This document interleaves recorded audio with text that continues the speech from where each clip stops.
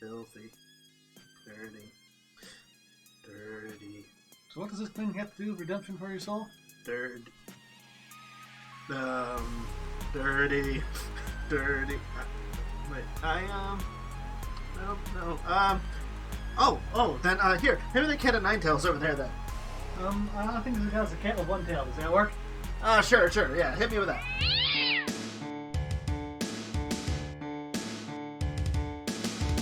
Hello, everyone, and welcome to episode 56 of Digimon Ghost Game, Impurity.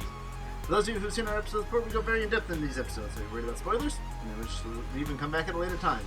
There's actually kind of some things to spoil here, believe it or not. The Ghost Game standard, there's quite a bit. Yes, so you have been warned. So, let us dive right into episode 56, which, once again, begins with... Same opening narration from our ghost narrator. Yep. And we move right into Hiro, who looks zombified. He looks really tired, just getting up, I think is what it turns out to be. But he's really... he's got his toothbrush and stuff. And he's going in and sees all the other dorm people there. And it looks more like a group kind of kitchen area or something.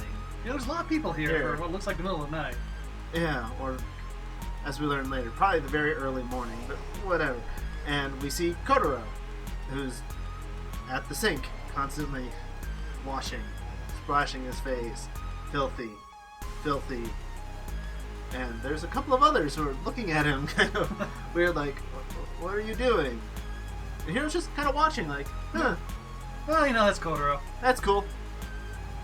And other places, and there's like other people doing it. One person like even grabs the other student's in, like shoves their head underwater in the sink for a while. Yeah, like okay, this is. And again, Hiro doesn't seem all that surprised. Apparently, this is normal morning in his dorm. Yeah. I mean, weird things happen in college dorms. He's not in college; it's even before that. But just saying, he doesn't seem all that concerned over this. So yeah, I mean, nothing's happened in the last year that would make him want to think strange things might happen. Yeah, Senpai will take care of it. It's fine. Yeah. And so we cut over to Gemamon getting diabetes some more. Because they're once again at a cafe and beating him champion. Yes. And he is particularly happy about this champion for some reason. He's all... he's adorable. And that's really the point of the scene, I guess.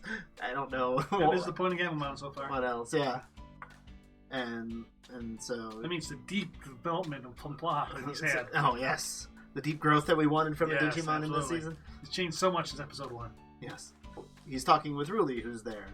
And Goramon's at a community meeting, I guess, because we don't see him there. And he's talking about how, Kotaro was a little, a little weird this morning. And her friends also come walking in, Aoi and Mika. So Mika is also looking a bit she's holding dazed. A cloth that apparently Aoi's pulling, and somehow she just convinces her to come along. Because I'm guessing she couldn't convince her to hold hands to bring her along as we figure out, because it might be too filthy, as they keep saying, filthy, because she's saying that too, but... And she ends up picking up glass and throwing it on the table and wiping it down with that cloth. Filthy. That's all she says, is that same word, one word over and over again. And, she starts to leave with Aoi and Tola, and Ruli's like, I'll talk to you later, Hiro, and goes off after her, which, at least to her credit, she's at least trying to look into her friend, and she realizes something is up. I mean, the plot is hitting square between the eyes, guys. There's really no excuse here on this one. Yeah, because Hiro's like, filthy, that's what Kotaro was saying. Yeah. But he doesn't have to worry about it, because he gets a phone call from Senpai. It says, who is huddled in a corner, pretty much under... almost blankets again, even though he's in the middle of the street. Well, not the middle because he's huddled above. Yeah. Like, something weird's happening, come help, because, Jellymon's not around here. Yeah. And so he goes running off to try and find him to go help. Well, we do see some blue psychedelic lights going off. And he goes, it can't be! And then we cut to... Yeah. And we'll see these blue spiral pattern things happening consistently around this episode. Usually whenever these psyched out people come by. What exactly it means, we'll kind of explain later, not really. Yeah. This is an episode that won't explain a lot of things very well. And so, yeah, as they're running through, they're stuff like, everyone seems to be different. Everybody's different, as Gamamon puts it. I think it's Espimon. Oh, no.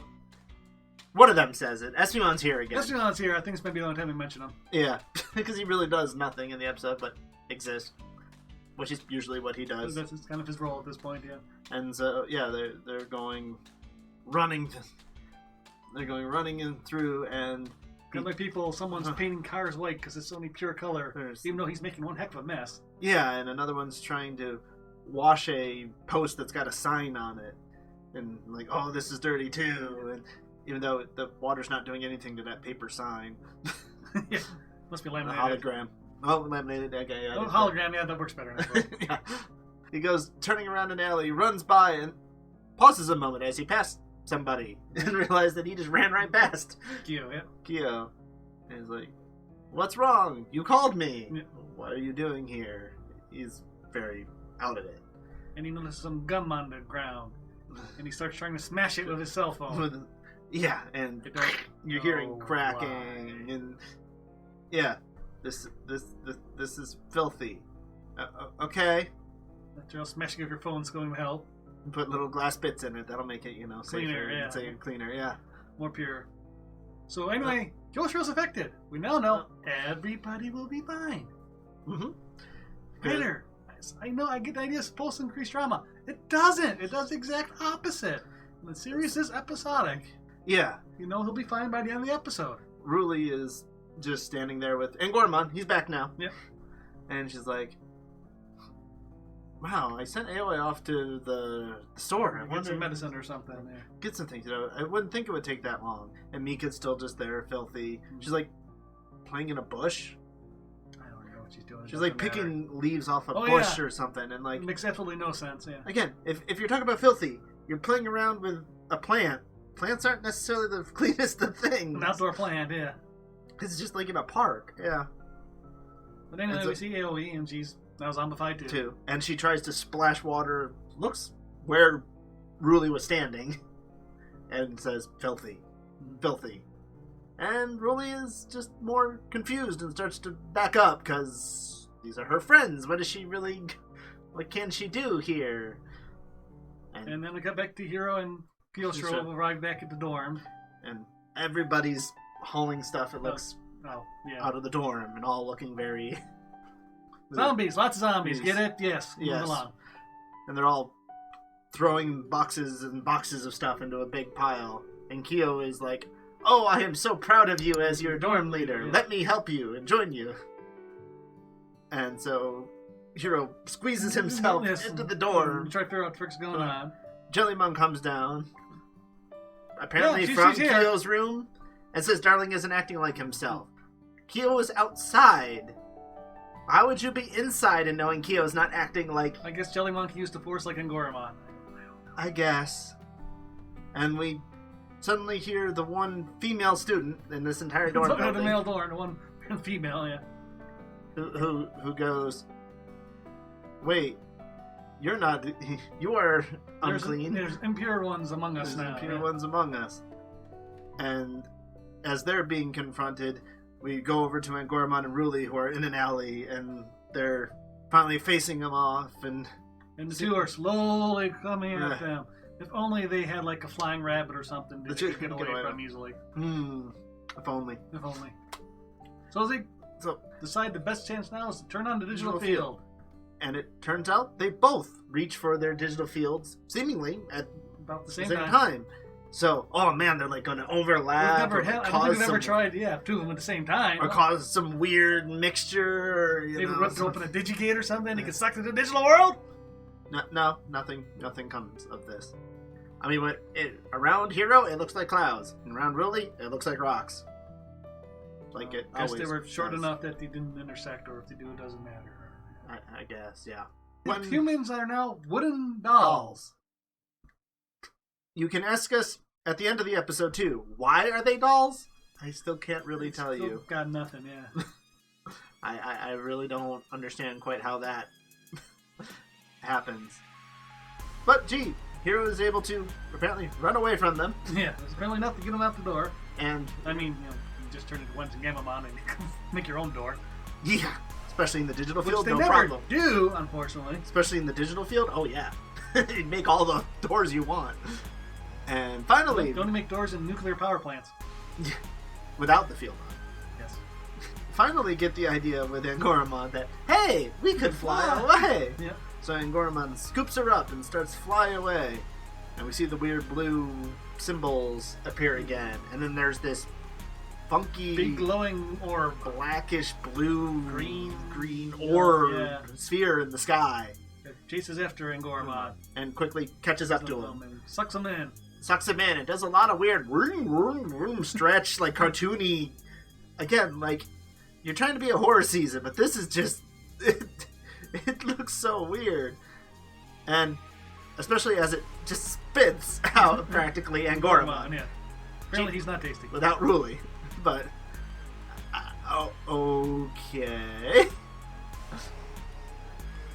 And so shortly thereafter, we are inside of the orb. Yes. Where Ruli seems to be hovering and tied by this ceremonial kind of rope. Yeah, I don't know.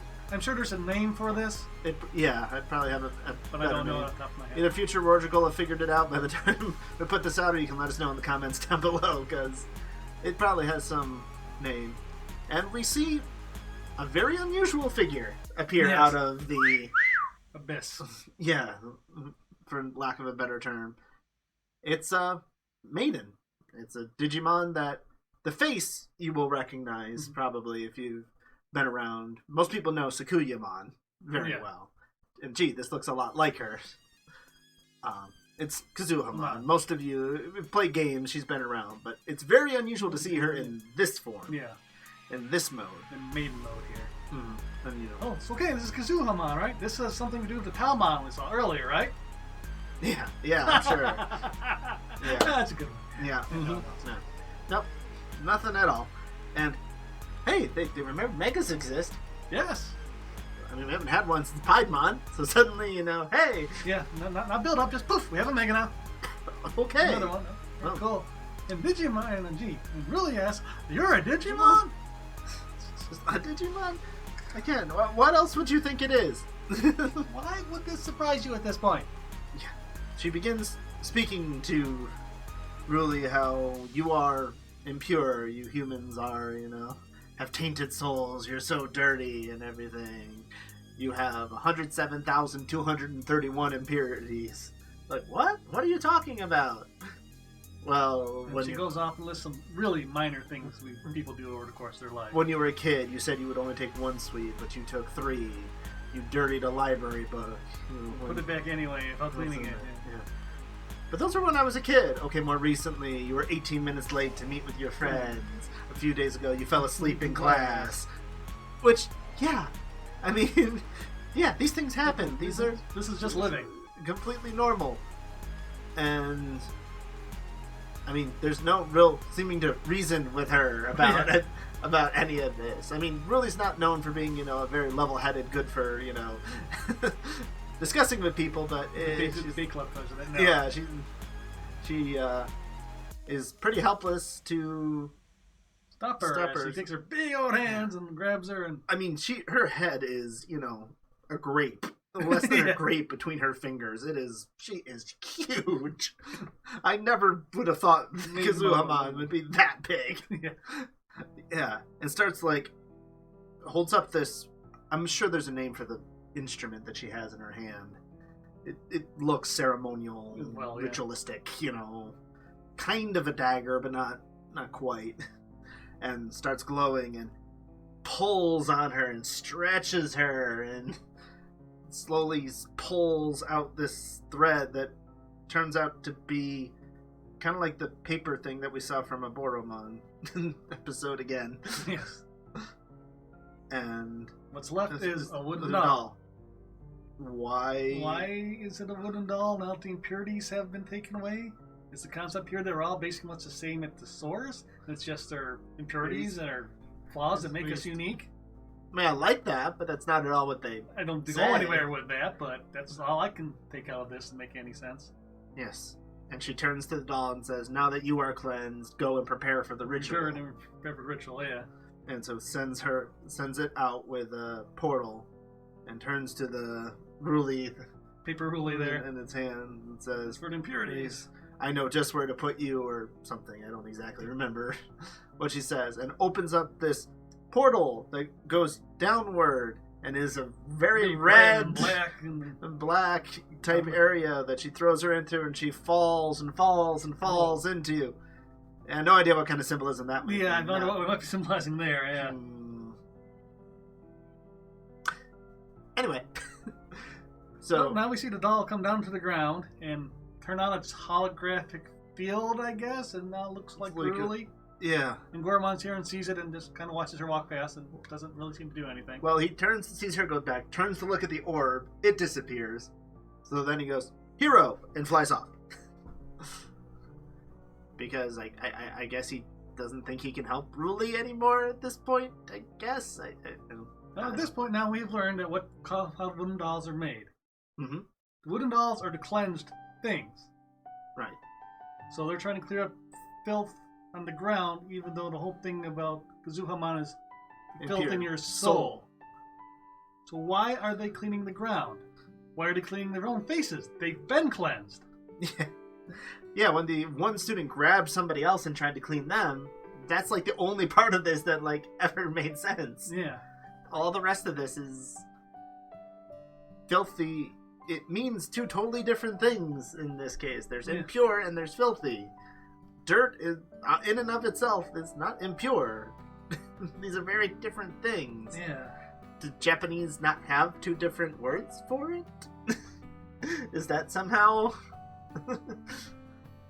So finally, when Ruli falls into her red field, she calls out for Angoramon, and it goes across dimensions and barriers, and we hear him wiggle his ear. Yeah. Well, I guess technically the Digivice would be on the doll, so... Yes. Probably. So I'll give you this time.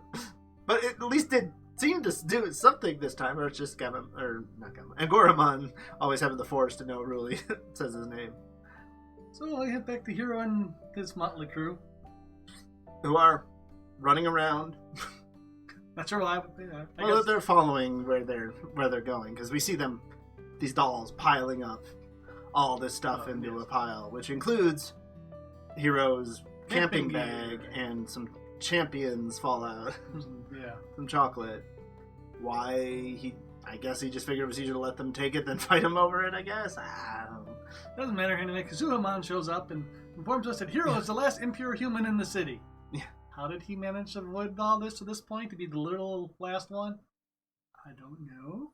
We've got to keep the storyline moving. Why is it important that he's the last one? He doesn't have to be. No. I mean, Angoramon has found him just before this, but yeah. Not like he can protect him from it. No. He's like, "You are the last one, you will join in." And so she tries to levitate Hero out of the group. They all latch onto him, and she's a freaking mega. She goes flick, and they go flying. And so she starts to say that, you have 183,655 impurity. Oh no. At some point she does. Yeah. But the most important thing she tells at this point is that the humans are, should never come in touch with the digital world. They're impure. They must be cleansed. And to do this, she's going to set them all ablaze and cleanse them that way. That is what the ritual is. They will burn the bodies, too. So, pulling their sins out and throwing them into the big red pit is not enough. We now have to burn the bodies as well. Yeah, throw them into the dark area. You just cleansed them. Why do you have to cleanse them again? Well, yeah. Again, what is this plan? Why? And again, he's saying humans need to be pure because they're impure. The things you just listed to Ruli as her impurities, Digimon have these too. Especially any virus type, I'm sure, does this on a daily basis. I mean... Yeah, so you can't convince me that humans are so much worse than Digimon when the things you're saying apply to all of them as well. Yeah, a Digimon would show up late. A Digimon would, fall asleep. It would take more than it would take an extra piece of fruit. Yeah. They would do all of these things. But at least, we get a Warp Digivolve, and Keno's ready to, try and protect Hero. And, well... he does initially. Crowd breaks the ropes the first time. He does break the ropes, and And Goromon does tell us finally that this is Kazuhamon, who's doing divine work. So he seems real impressed by her and thinks, I mean, she's a freaking mega. You should be impressed. Yeah. So, and yeah, so we do get Kano Voicemon, and for those of us who know anything about it, this is a mega versus an ultimate. Yeah. Especially when she goes, fine, I will remove the impurities of being with humans have left on you. And she shrinks down into Kazuhamon, the form most of us know. So apparently Maiden Mode's not a great fighter. Okay, I mean, sure. Maybe, sure. I know in Survive they're much more support in Maiden Mode, so sure, we'll go with that. And, I mean, Kano doesn't do terribly. No, not at all. But yeah. Thankfully he is not winning at least. Yeah, she summons up her cool kind of fox spirit thing. Yeah, that's a pretty cool move. I like this. That is a pretty cool move, and it is quick and is able to keep up with him. And while it's not doing a lot of damage, we see it keep getting nicks. Little nicks here and there, yeah. Keep cutting on him. And he's like, finally, Grand Nova launches a big fireball, and it just coils around it and dispels it. And she finally seems done with this and just doesn't even call out an attack. Just in some air force that she summons, knocks him to the ground, and the Kitsune spirit pins him down. And this is where she finally gets a hold of Hiro again and says, I will purify you. You will join the rest. The rest join the patrol. Yeah, kind of thing. And Kano's like, no, you can't do that. Humans, shut up. Yeah. Which is like, whoa, that came from Kano? Kano, yeah. He's the goody upset. Is he going to go dark ghoulish here on her? Especially the goody two-shoes paladin Kano. That would be a big deal. It'd be a big jump, yeah. Shut up. Humans aren't impure. And we get flashbacks. I've learned so much from Hiro. And we get flashbacks. And flashbacks. There's like 4 or 5 of them. Yeah. Like, we get the idea. Mm-hmm. He's like, no, you've been with humans. They're impure. They act upon emotion and commit sins on purpose. He's like, what's wrong with that? So he's saying they're not impure, but he's agreeing with what she's saying makes them impure. It's okay to say it's fine to be impure. Yeah, that's what makes them interesting. That's what makes it unique. And unique. But no, they're saying we're not impure. Which is it? Not even got your own argument straight here. And as they're talking, we see the red timer starting to go off. But once again, it doesn't immediately turn him back like it did the first time. We now get more time, which would be cool, because as you build it up, you could push it further. That would make sense. I don't even think that's what they're going for here. I really doubt it. And so they're like, yeah, but we've learned so much. You say you're not impure. I say that you are. How can you say that? What is your response? And they say that this is our answer. And the red light goes the little line goes really fast, and we get a Digivolve. Big evolution, yes. I mean, the stakes are there. Oh yeah. For a Digivolve. I don't think we've even mentioned the fact that she has put fire on things people are... The brooms and sticks and things that they're carrying. And somehow 3 people are managing to stop the entire city from setting itself on fire. Yeah, well... Don't ask how. Where Jellymon and Espimon are jumping on them, trying to stop them from doing this. Even though, there's apparently all across There's simply hundreds of humans here trying to set themselves on fire. Yeah, it's a city. There's probably tens of thousands. Yeah, I mean, it's a Japanese city. Anyway, the stakes are high here, so I'll give you this. And what kind of growth can we expect? We haven't had growth in 56 episodes, so... They tried real hard with Kyosho. With Kyos, yeah. And they sometimes remember they did that. Mm-hmm. So, once again, do I really think anything will come of this moment? No, I mean, nothing really between those two changed or... Yeah. Caused this. And but, so, anyway. It's a neat little series because we do actually see Kano swooping in, carrying Hiro in the animation, and him, kind of getting lifted off as he changes. It's not a bad little animation of him digivolving, but we get Seriousmon. I like Kano more. Yeah, but can we go back to Kano? I mean, I understand. I've already heard a lot of people say he's kind of like an Omnimon-like because he's got, the weird hands of cannon and sword even though they're both interchangeable. Both the same, both yeah, they're the same. Yeah, the whole Digimon was two different Digimon. Yeah, it was a DNA, yeah. And it's very much a mix of Kano with like Gulis's colors down the cannons, and then the cloak. That's more a Gulis look and that. So it is kind of a mix of the two, and I think that's kind of just what makes him weird. That again, if you're human, bipedal humanoid and you have no hands, I'm not a fan of your design. Unless, like we said in Omnimon, there's a reason. Then I'm still not a huge fan of Omnimon's design. Yeah, because of that. And so we get our first Mega, and they at least call it Mega Evolution, and everyone's like, "Whoa, how beautiful!" Yes. And Gorman, like, so this evolution is your answer. Very well. If you are still impure, then you cannot defeat me. Yes. This attack will stop anything that's impure, or shield, or whatever it was. Susake Mandala, or whatever, quite her. Sure, that one. Yeah. It's been her attack in all the games and stuff, and I'm just like, thank you for telling me how to pronounce it, kind of. Because, yeah, it's this big shield that she blocks his initial gun attack with. Mm-hmm. And he's able to. And he launches it at her. He's able to cut through the Kitsune spirit. She launches it at him, yeah. He's able to cut through the Kitsune spirit, so she sends that after him, and so long as this cannot be penetrated by impure things, so he charges up a huge shot and slashes after it in a blaze. They both kind of come together and merge. That's kind of cool looking too. It's kind of cool. Look at that. And low is all get out, but pretty cool looking. Yeah, that's the main problem with a lot of his moves is like to engage the cannon and the sword had to come out of the way, and then for the to use the sword it had to come back up, and then he could use it. Yeah. It's like Kano was so fast. Yeah. This is like Wezen slow kind of things here again. But anyway, his attack is a lot more like purplish and stuff again. It's not pure fire and the colors of like Kano. It got more of the kind of Gulis colors and vibes almost to it again. Because this Digimon looks like a mix of the two. It looks like it would make a lot of sense to do that. Of course, that's not at all what we established not getting to him. Getting, yeah. So I don't know. But of course, it breaks through her shield and snaps her stick. When he goes charging through, then he slashes. Sure, then he comes after her and breaks the staff. Like, impossible! So our newly formed Mega has no problem defeating her. Yeah.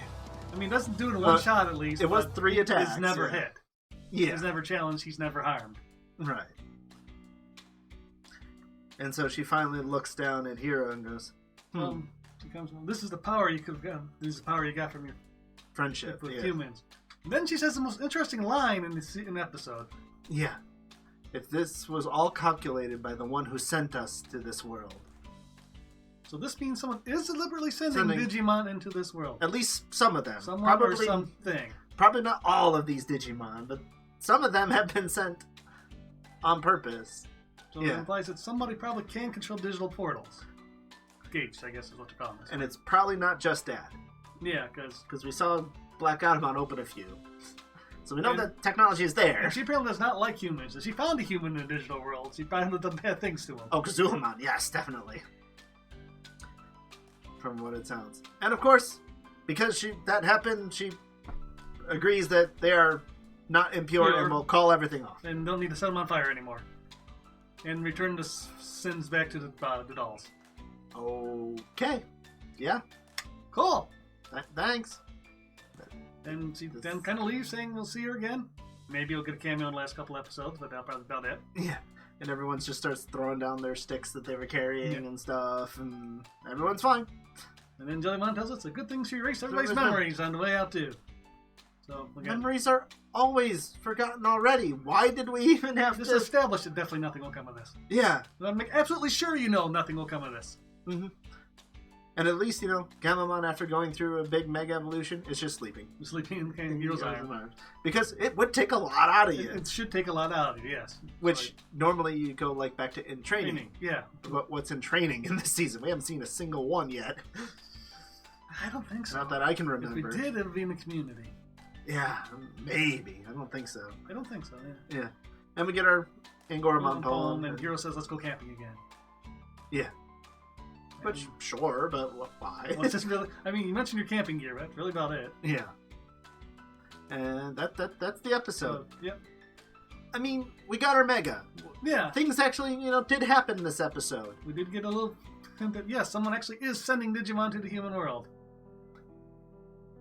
But the story of impurity versus dirty versus sins and this just, it doesn't... Triple purifying everything. Yeah, it just doesn't... It's a good idea. Yeah, there's a lot... It's just...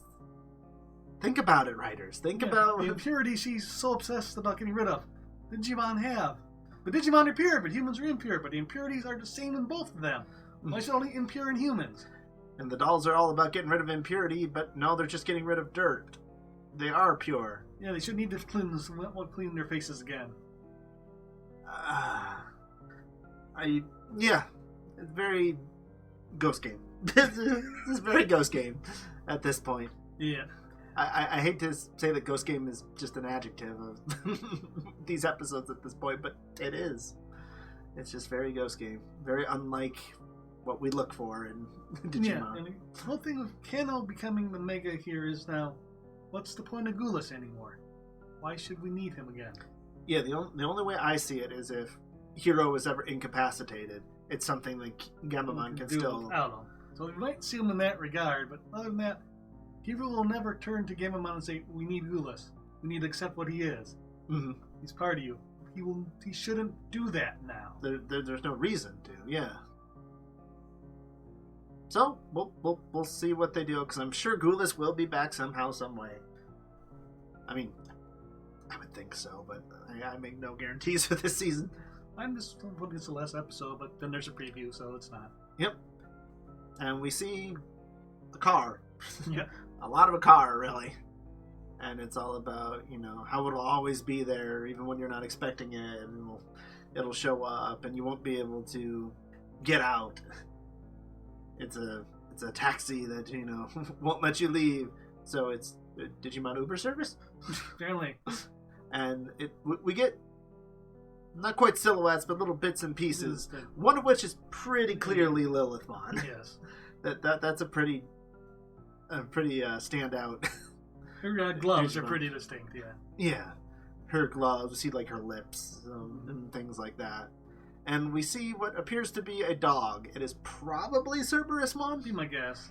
I mean, it could be like the shoulder of Plutomon if we're going for like double megas, or things like that. But probably Cerberusmon, which again is another repeat from 2020. They like to bring back ones from 2020 again quite a bit in this season. And on that, I mean, they're facing a Mega, so we might get another Mega next episode. But the Ultimates are more spaced out. But there shouldn't be that many episodes left, so you should have to hurry it up. So, yeah. Anyway, this has been another long enough review from us, so I hope you enjoyed. Remember to like, comment, and subscribe if you want to see more Digimon content from us. Remember to click here if you want to see another Digimon video from us. But as always, everyone, remember to be awesome. Till the next one, take care. Bye-bye. Bye.